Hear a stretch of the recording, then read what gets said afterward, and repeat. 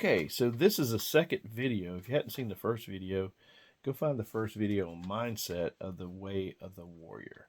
So this is the second part of it, and this is the training part of what you need to do to yourself and to train to be a warrior and to have a warrior lifestyle and get your body into a warrior's body. So this is a training part, and it's important. So we talked about mindset already. We decided, we dedicated, we made out a plan, and we decided we want to be the way of the warrior, and we want to be that. So we're going to do that. We've dedicated to that. So we're at training now, and training, you want to set up a regiment. First and foremost, you need to set up a regiment, and it needs to be your diet needs to change. You need to quit eating junk and shit and candy and anything that is not good for you. You need to clean your diet. You need to exercise, and you need to acquire a certain set of skill sets. Now, these skill sets are very important because what they are is it's your toolbox that you get to carry with you, and it weighs nothing, and it gives you the most capability above your enemies, and it gives you the advantage. If you have the more skills you have, the more advantage you have over your enemy. So, and to be a good soldier. So, that's what we're going to talk about. So, we're going to prioritize. The first thing we need to do is prioritize these things. We need to prioritize being a warrior in our life. So, we're going to prioritize, and that's going to come first over the rest of the stuff. The second thing we talked about is the diet, our exercise. We're going to get on an exercise regimen. And our exercise regimen is going to be set up so that we can, it's all set up around the warrior way. So, a good example is if I have a 50-pound backpack and I can't carry it 5 miles on my back without falling over dead from a heart attack, then of course that needs to be something in our exercise program that we can develop. We need to be able to run 100 yards in a battle several times because a lot of battles take place, within 100 yards, and there's a lot of running exercise, and we need to be able to get up and get down and get up and get down quick. We need to be able to drag another fellow fallen soldier to safety. We need to be able to carry someone on our back that is injured. So all these things is part of designing our exercise program. If you want to know a good exercise program, go online and look up like a Navy SEAL exercise program. And there's some really good ones. So the next part of this is our survival skill set. We need to acquire a good base survival skill set. And what does that mean? That is a huge, huge box to dig in of skill sets. You need to know how to live in the wild without a bunch of tools, without a bunch of snivel gear, and know how to survive in the wild. You know everything about food, water, security, shelter, and medical skills. That is basically a survival skill set. You also need to know life skill sets. What does that mean? What is a life skill set? Well, you need to know how to handle money. You need to know how to cook. You need to know how to clean and do sanitation stuff for a life for your household. You need to know how to be a good person and be a good neighbor and not just don't be an asshole. Those are some good life skill sets. Weapon skill sets. You need to start developing weapon skill sets, starting with your personal weapon, your very personal weapon that you have on you. What do you carry every day? If you carry a pocket knife, then you need to be a knife expert. You need to be a knife fighter. You need to know how to handle that knife and use it for defense. If you carry a pistol, then you need to be a gunfighter with that pistol. So you need to take courses and get good with the weapons you carry. All the way down to your lighter. If you carry a cigarette lighter and you flip it, if someone puts you in a chokehold and you put that cigarette lighter on their arm, they're letting go pretty quick. So any kind of weapon skill sets. If you want to be a long range shooter, then you need to go and start taking long range shooter courses every weekend or every week or every day until you become what you want to be on your weapon skill sets. The more weapons that you know how to operate, the more deadly you are, the better warrior you are. You need education. Bible related education. I was like, people go, oh God, here he comes with religion. Well, I'm a Christian, so I believe that if you don't know if you don't know the Bible, that's your base book, then how can you say I'm going to heaven if you base eternity on a book you haven't read or studied, then I don't know what to tell you. You're in trouble. So you need to educate yourself in your beliefs. And whatever they are, maybe you're not a Christian, maybe you're a Buddhist or something else, but whatever your beliefs are, they should be very rooted beliefs, and you need to know what you believe and why you're a warrior, why you're fighting, what you're fighting for. You need to have a reason for that. You don't just go out and say, I just want to kill people, because warrior lifestyle isn't about killing people. It's about protecting the good people. It's about liberating the oppressed people. It's about helping your fellow man. It never has been about hurting other people. It's about protecting, and protecting to the point you may have to stop evil permanently. Okay, so the next thing on the training is you need to train your mind, your body, and your spirit. And we just kind of talked about that a little bit about our spirit, but you got to train your mind. Your mind has to get into the warrior mindset, and that means that you have to always be vigilant. And security is job one. No matter what it is, security is always job one. My wife's always telling me, do you always have to look for the bad in things? I said, no, I'm not looking for the bad. I see the possibility of bad showing up in this particular situation. A good example is walking from the Walmart to the Walmart parking lot to get in your car, and there's thugs everywhere, there's people everywhere, there's vans parked running. There's a lot of stuff that's just out there that could possibly turn into a bad situation. So that's what I'm talking about when it gets to like a mindset.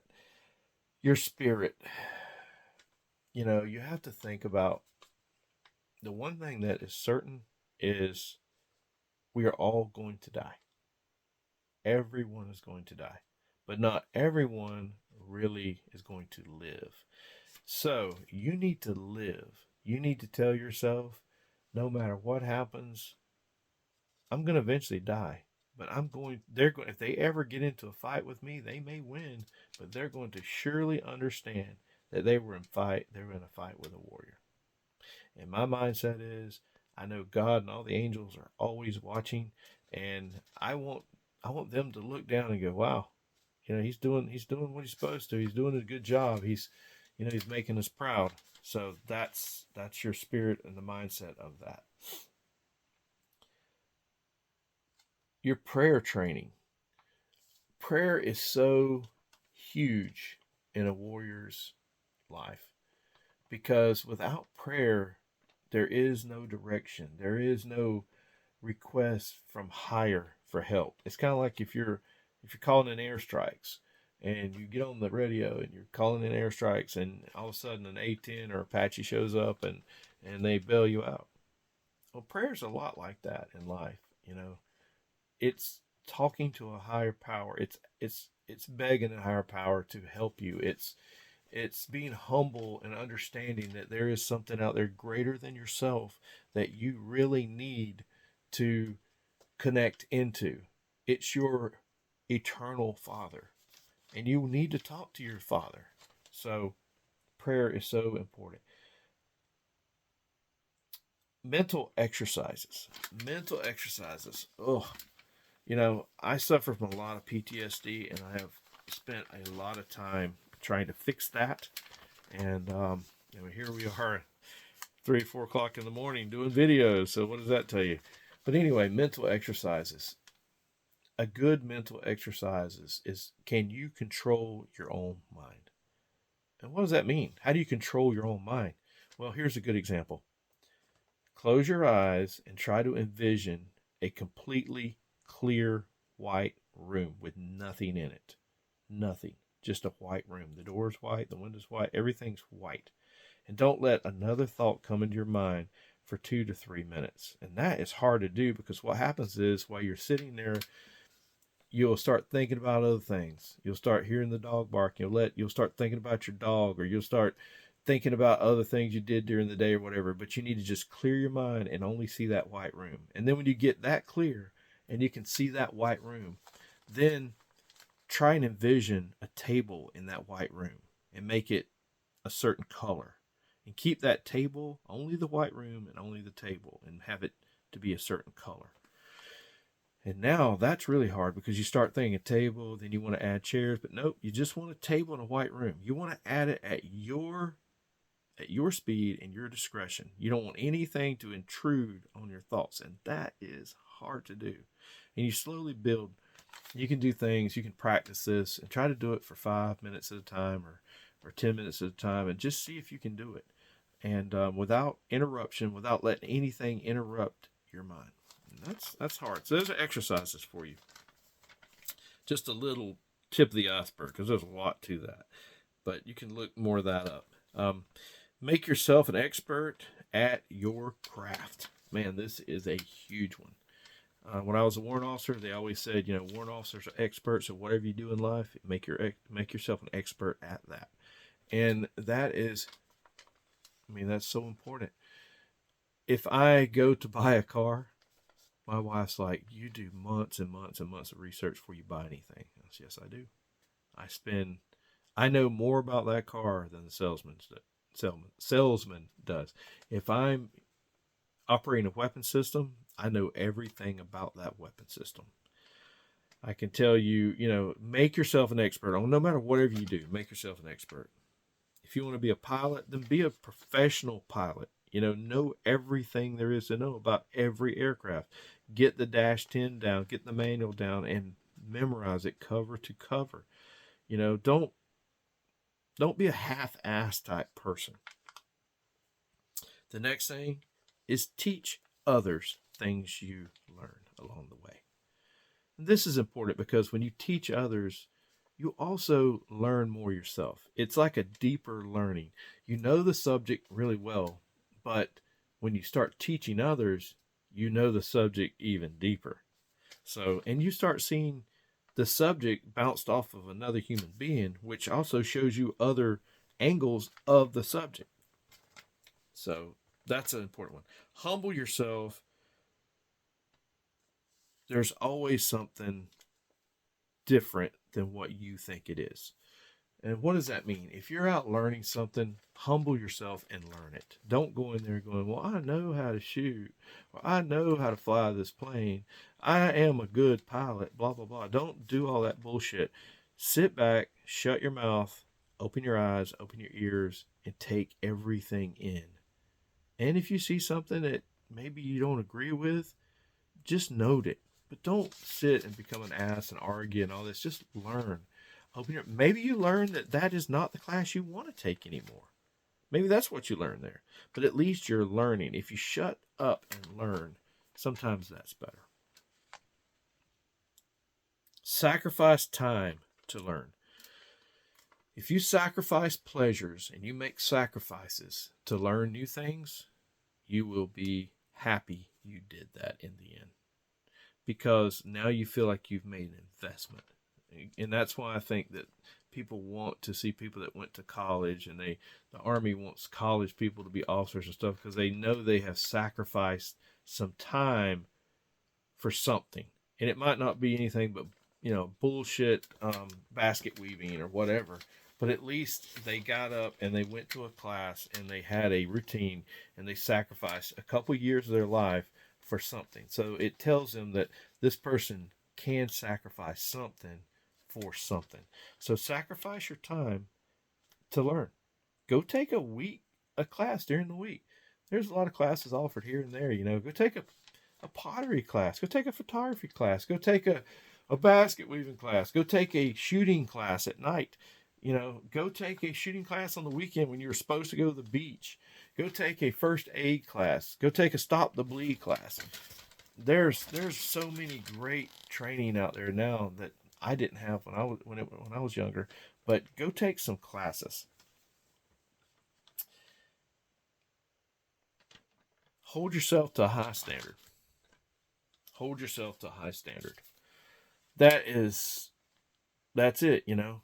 You're as good as your own standards are. You're as good as when you look yourself in the mirror and say, what will I accept as being good enough? You know, I know my friend, he builds things from time to time here and there, and he's always saying, well, I think that's good enough for government work, and he's kind of done with it. But then he says, I don't think I can live with that. I don't think I can live with looking at that piece of tin up there on the building that's a quarter inch off than the rest of them. So I got to pull that piece of tin off and fix it. So it's what can you live with within yourself, and that is just so important. So set your standards high and don't settle, for a shit job. Don't settle for half ass. Don't settle for partial measures. You know, push yourself. Make your standards high and push yourself to be better than you are. Be better than the person you were last time. Okay? All right. Well, that's the second part of this. Stay tuned for the third part. And the third part will be on accountability. That's a good one. We kind of talked about that a little bit right then. Go out and make yourself, your family, your space, and your life